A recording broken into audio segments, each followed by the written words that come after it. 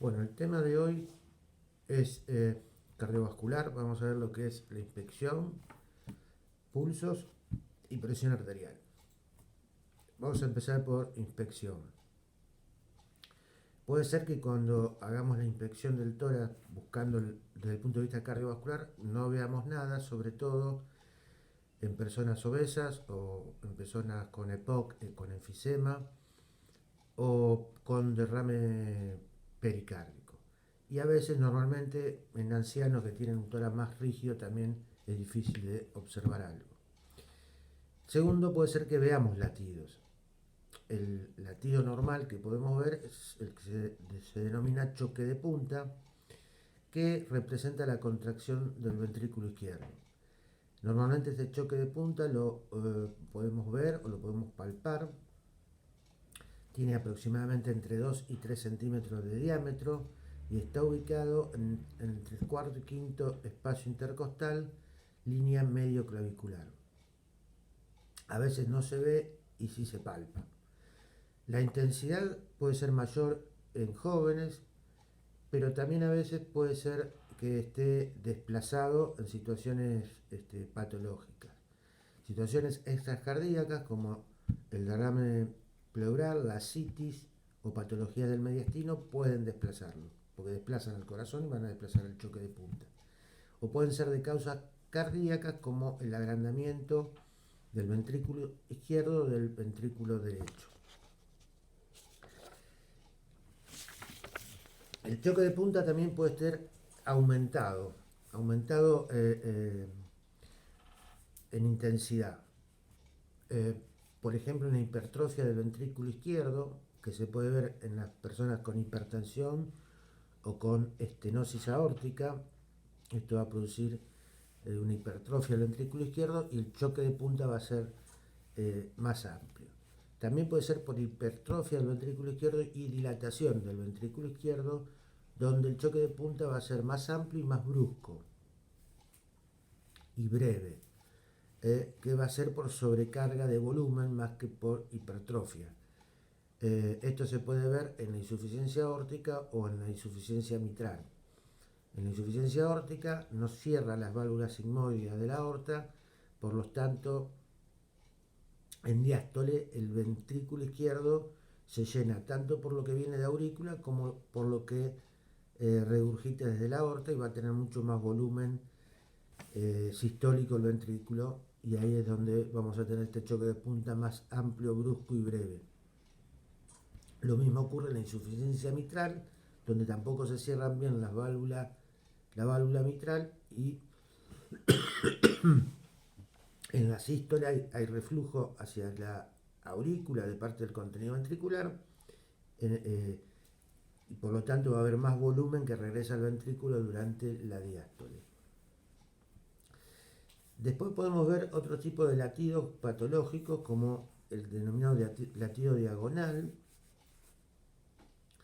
que vamos a ver que en la punta está aumentado y en la región paraesternal izquierda disminuye la percepción. Esto generalmente se ve con agrandamientos del ventrículo izquierdo. Tenemos también el latido sagital, que se ve en la región paraesternal izquierda, en la región sifoidea, y es por aumento del ventrículo derecho. Después está el diagonal invertido, que va a aumentar, o se va a ver el choque, el latido en la base, y va a disminuir en la punta, al revés de lo que ocurre en el choque de punta normal, y esto se puede ver en algún aneurisma de aorta ascendente. Y después tenemos el latido transversal, que vamos a ver que aumenta el latido, se ve el latido en la base del hemitórax derecho y disminuye y se deprime la región precordial. Esto se ve en aumentos del ventrículo derecho. Hasta acá hemos visto entonces lo que podemos llegar a ver en la inspección, y vamos a pasar al pulso arterial. La expulsión de sangre del ventrículo izquierdo hacia las arterias causa una onda de presión y expansión en las arterias. La palpación de esta onda es el que llamamos pulso arterial. Nos va a informar dos cosas: sobre el estado del funcionamiento del ventrículo izquierdo, cómo está funcionando, y también sobre el estado arterial. ¿Cuáles son los pulsos que podemos llegar a explorar y a palpar? Son varios: el temporal, en la región temporal, los pulsos carotídeos, el humeral, el radial, el inguinal, el popliteo, el tibial posterior y el pedio. La búsqueda de estos pulsos muchas veces lo hacemos en forma bilateral en busca de alguna obstrucción. Con el que vamos a tratar de ver las características del pulso, lo habitual es hacerlo con el pulso radial, sobre la arteria radial, tomándolo con nuestra mano diestra, si somos derechos, o con la izquierda en aquellos que sean zurdos, que tienen mejor tacto, más facilidad. Y lo vamos a tomar con el segundo, tercero y cuarto dedos nuestros, con los pulpejos. ¿Qué información puede darnos el pulso arterial? Bueno, son varias. Una es la frecuencia. La vamos a tomar en 15 o 30 segundos. Si la tomamos 15 segundos, la cantidad de latidos los multiplicamos por 4 para saber en el minuto, o en 30 segundos los multiplicamos por 2. En caso de que haya bradicardia importante o sea un pulso arrítmico, generalmente lo tomamos en más tiempo para tener una mayor certeza de la frecuencia, y no en 15 segundos. Lo normal es que la frecuencia del pulso esté entre 60 y 100 por minuto. Lo segundo que vamos a ver de las características del pulso es el ritmo. Esto es, decimos que un pulso es regular cuando la distancia entre cada onda es la misma. Y decimos que un pulso es irregular cuando la distancia entre las distintas ondas del pulso son distintas. Entonces, en cuanto al ritmo, podemos hablar de un pulso regular o irregular. La tercera característica que vamos a ver es la amplitud del pulso, o sea, la magnitud que tiene la onda del pulso. Esta va a representar la diferencia entre la sístole y la diástole, que es la presión diferencial, la diferencia que hay entre la presión sistólica y la presión diastólica. Cuanto mayor sea esta diferencia, mayor va a ser la amplitud del pulso. Cuarto es la forma del pulso. La onda del pulso se percibe como una parábola característica, la cual puede estar alterada, sí, en algunas circunstancias. O sea, que ser distinta a la que palpamos habitualmente. Quinta característica que vamos a ver es la igualdad del pulso. O sea, que la amplitud y forma de cada onda sean iguales. O sea, tanto la forma, esa parábola que forma, como la amplitud que va a tener, sean iguales en todas las ondas que palpamos. Si estas son distintas, si son iguales, hablamos de un pulso igual, y si son distintas, hablamos de un pulso desigual. Y por último, la sexta característica es la tensión del pulso, que es la presión que tenemos que ejercer con los dedos, la fuerza que tenemos que hacer para hacer desaparecer ese pulso radial. Cuando hay una hipertensión arterial severa, vamos a tener mayor resistencia para lograr esto, y a veces no lo logramos. Bien, dichas las características del pulso, vamos a ver qué alteraciones podemos encontrar, y lo vamos a dividir en dos grandes grupos: alteraciones con pulso regular y alteraciones con pulso irregular. Empezamos por lo regular, y podemos también subdividirlo por con aumento de la frecuencia cardíaca o con disminución de la frecuencia. Con aumento de la frecuencia, cuando hay aumento de la frecuencia, hablamos de taquicardia, y si somos más específicos con el pulso, hablamos de taquifigmia. Podemos tener que tengamos una taquicardia sinusal, o sea que los impulsos provienen del nodo sinusal, el cual va a emitir impulsos con mayor frecuencia y va a estar entre 100 y 140 por minuto esa frecuencia. Va a ser regular, va a ser igual y las amplitudes van a ser todas iguales. Y esto lo podemos ver cuando una persona realizó recién ejercicio o con una anemia importante, en el hipertiroidismo, cuando el paciente tiene fiebre, en la insuficiencia cardíaca o en hipoglucemias. También va a aumentar la frecuencia por una taquicardia sinusal. Después tenemos las taquicardias que provienen del estímulo de otro nodo que no es el sinusal, que generalmente van a estar a una frecuencia mayor de 150 por minuto. Cuando está mayor de 200 por minuto ya es difícil de palpar este pulso. ¿Qué taquicardias tenemos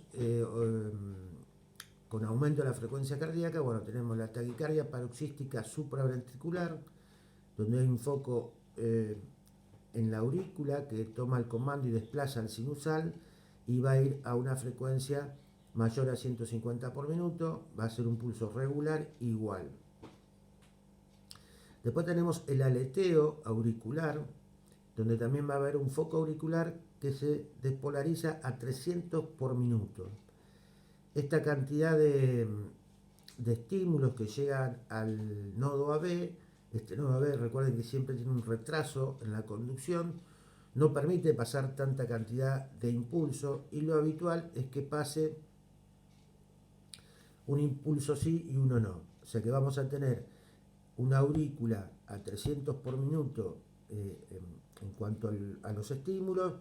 El pasaje por el nodo AB va a ser 2-1, o sea que de 2 van a pasar 1, por lo tanto los latidos en el ventrículo van a ser de 150. Si tenemos 300 en la aurícula, pasaje 2-1, 150 exactos en la taquicardia del aleteo auricular.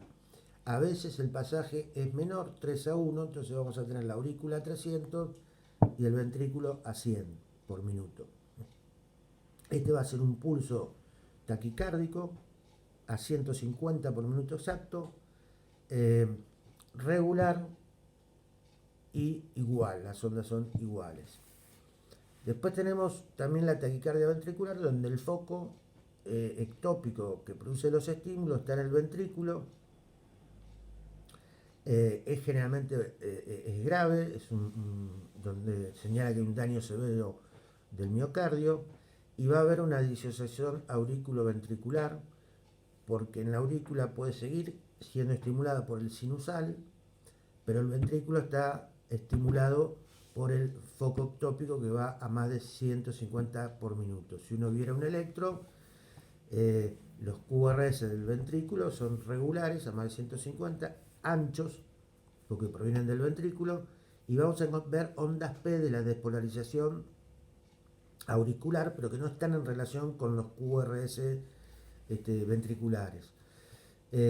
Por eso hablamos de una disociación aurículo-ventricular. En este caso, el pulso va a ser taquicárdico, va a ser regular también e igual.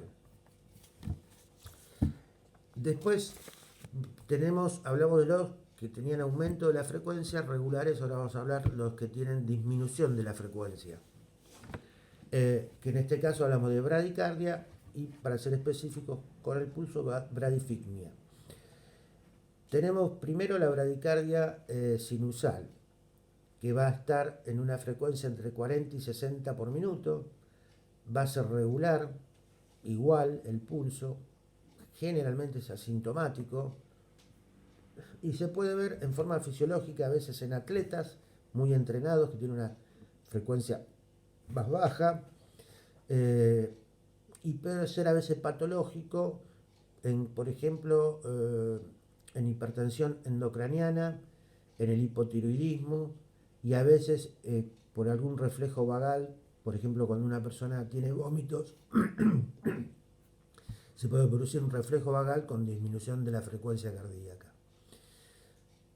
Segundo, los que podemos ver con disminución de la frecuencia cardíaca son los bloqueos auriculoventriculares, que va a haber un retardo o bloqueo en el pasaje del estímulo sinusal por el nodo AB.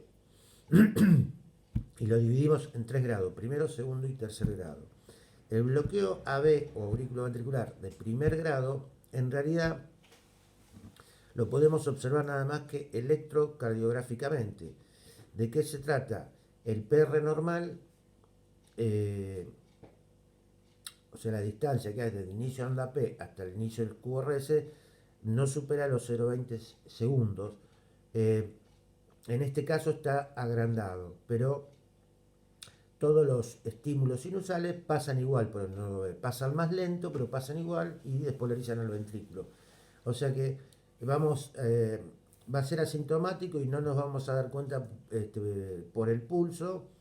Y generalmente la frecuencia va a ser normal y el pulso igual y a una frecuencia exactamente igual que el sinusal, porque lo único que pasa es que hay un retardo en el nodo B.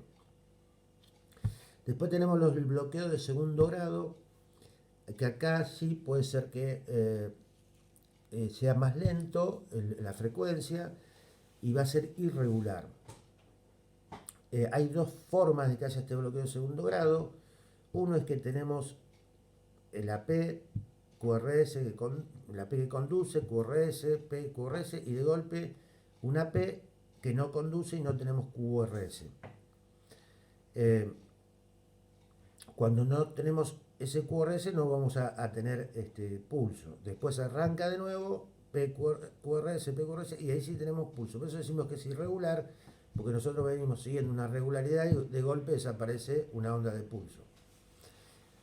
La otra forma, que a nivel del pulso lo vamos a sentir igual, pero electrocardiográficamente no, es que se va alargando el PR en uno, en el otro estímulo se alarga más, en el otro se alarga más, y el próximo tiene una P que no conduce al ventrículo, por lo tanto no tenemos QRS y no tenemos onda de pulso.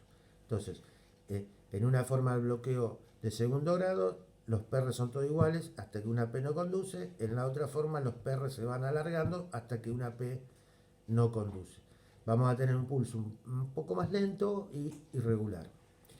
Y el bloqueo AB de tercer grado, o bloqueo AB completo, también se denomina, directamente no hay ningún estímulo sinusal, pasa el nodo AB y llega a estimular el ventrículo. Entonces algún nodo ventricular toma el mando, que generalmente va a estar en una frecuencia menor de 40 por minuto. El pulso también puede ser regular, pero muy bradicárdico. Y igual, las ondas van a ser iguales.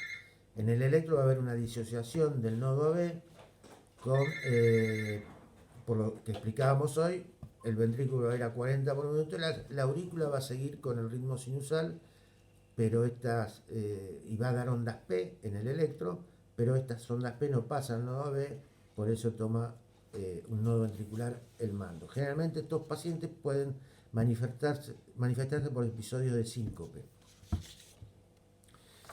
Ahora, hasta acá vimos la mayoría que son regulares, salvo el bloqueo B de segundo grado. Y ahora vamos a hablar de los irregulares, donde los espacios entre cada latido son distintos.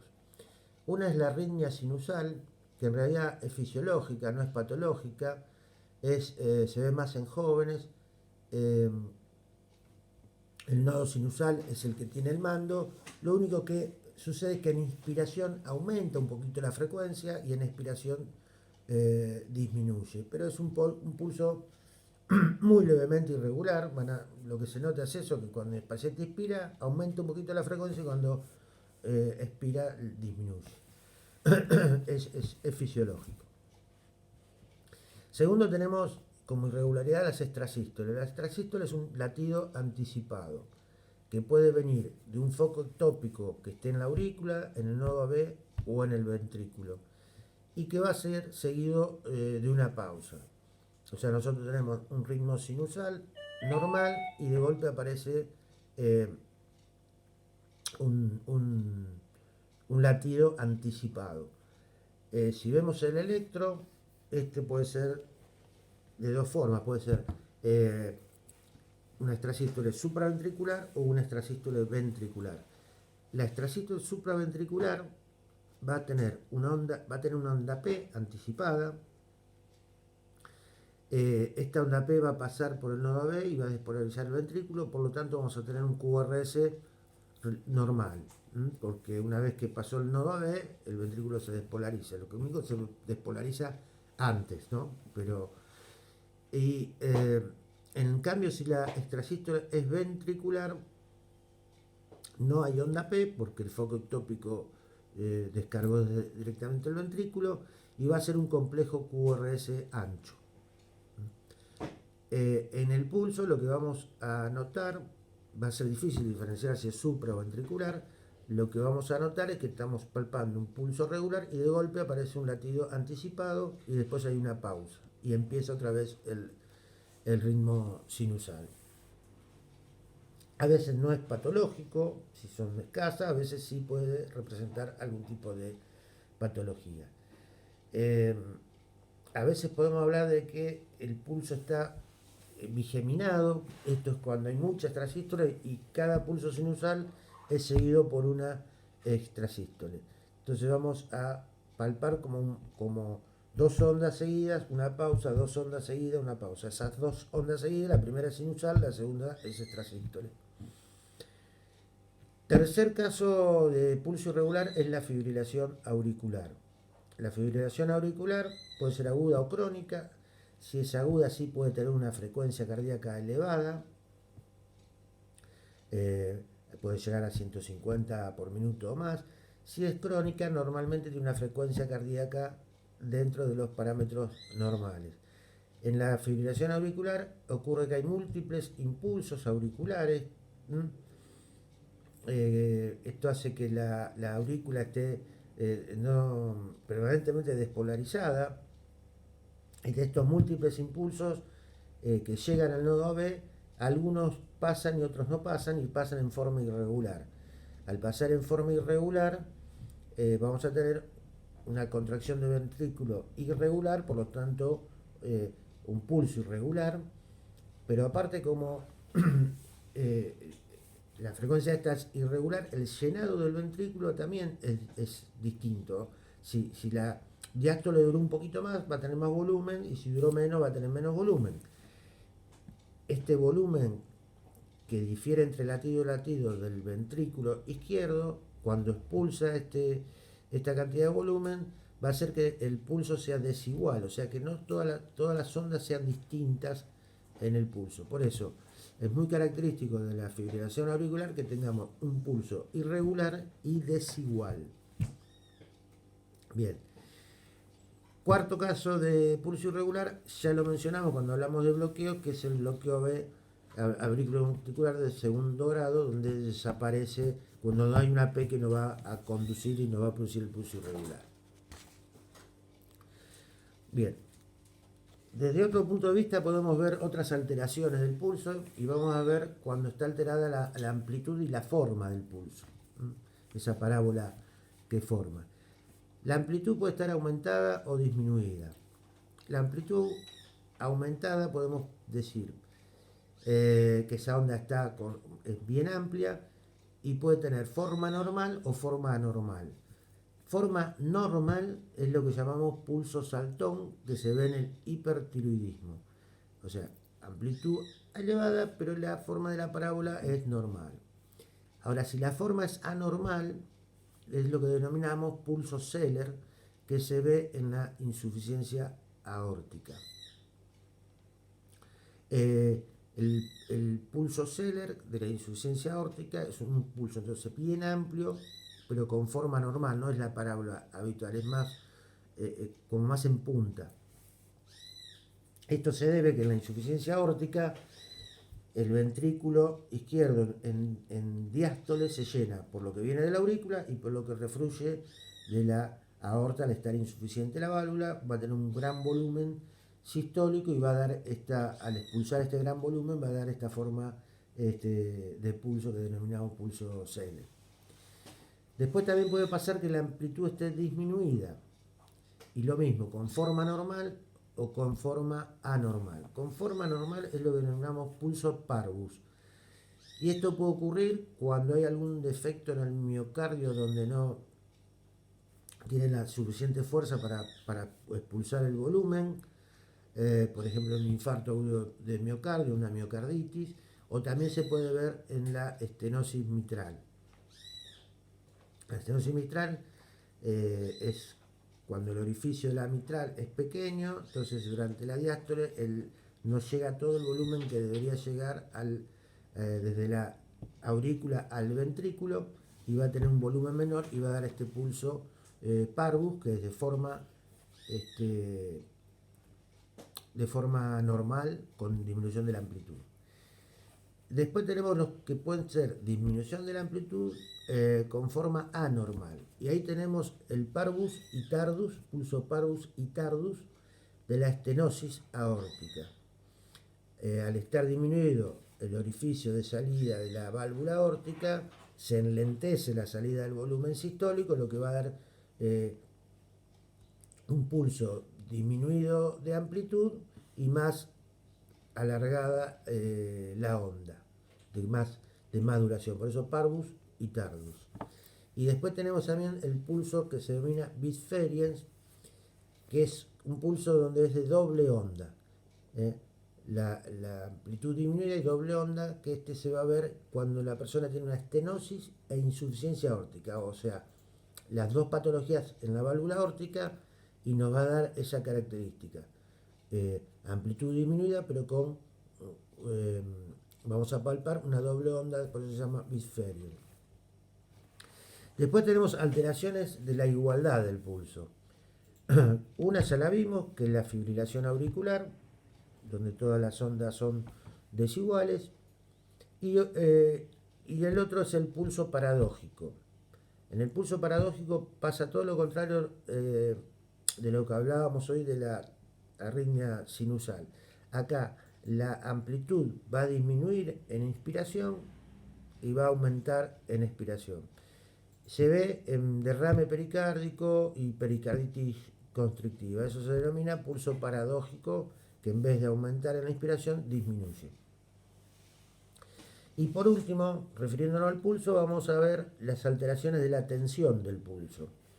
La tensión puede estar disminuida o aumentada. Está disminuida cuando se presenta hipotensión arterial por cualquier causa. Dentro de esto hay uno que denominamos filiforme, que es un pulso taquicárdico con muy baja tensión, la onda es muy pequeña, a veces difícil de palpar, y se puede ver en pacientes con algún tipo de shock. Y aumento de la tensión del pulso lo podemos ver en la hipertensión arterial severa, donde al comprimir vemos que es difícil anular la onda del pulso con nuestros dedos. Hasta acá vimos entonces el pulso normal, sus características y las patologías que podemos encontrar. Vamos a pasar entonces a presión arterial. La presión arterial depende de tres factores. Uno es de la función del miocardio, sobre todo el ventrículo izquierdo y de su estado de funcionamiento. Segundo, del volumen sistólico que expulsa este ventrículo izquierdo. Y tercero, de la resistencia periférica que tienen las arterias. En la presión arterial sistólica, la sistólica depende más que nada de los dos primeros puntos que di, de la función del miocardio y del volumen sistólico. Y la presión diastólica depende más de la resistencia periférica. Ya que hablamos de sistólica y diastólica, vamos a nombrar que existe lo que llamamos presión diferencial, que es la diferencia que hay entre la sistólica y la diastólica, o sea, los milímetros de mercurio que hay entre una y otra.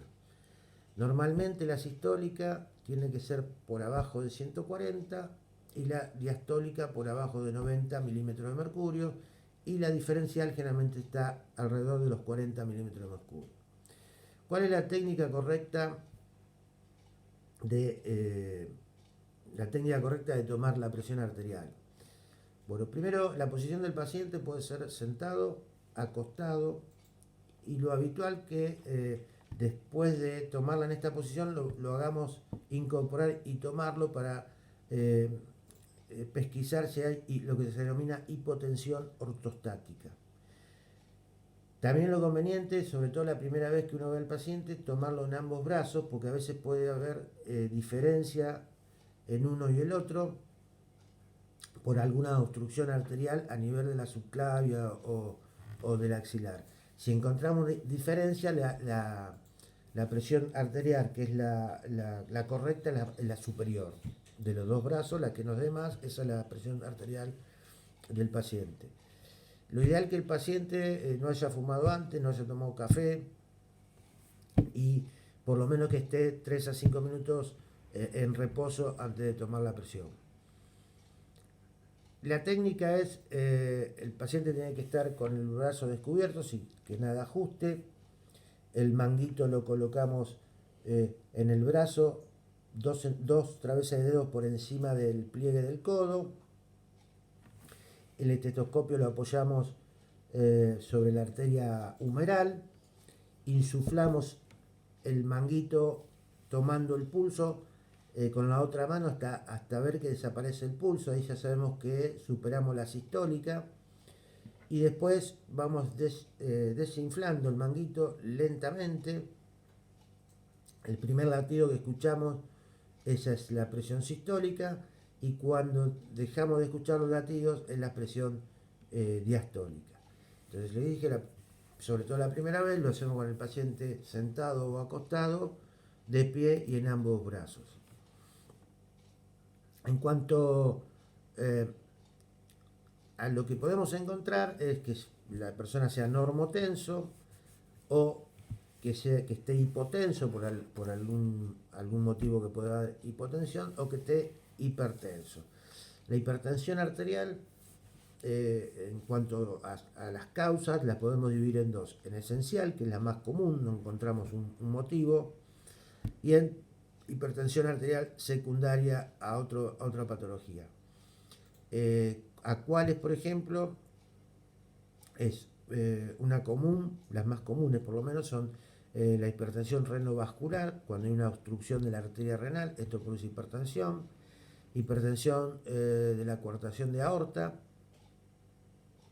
hipertensión de patologías endocrinas, como en el hipertiroidismo, en el feocromocitoma, por aumento de catecolamina, en el hiperaldosteronismo, por aumento de aldosterona.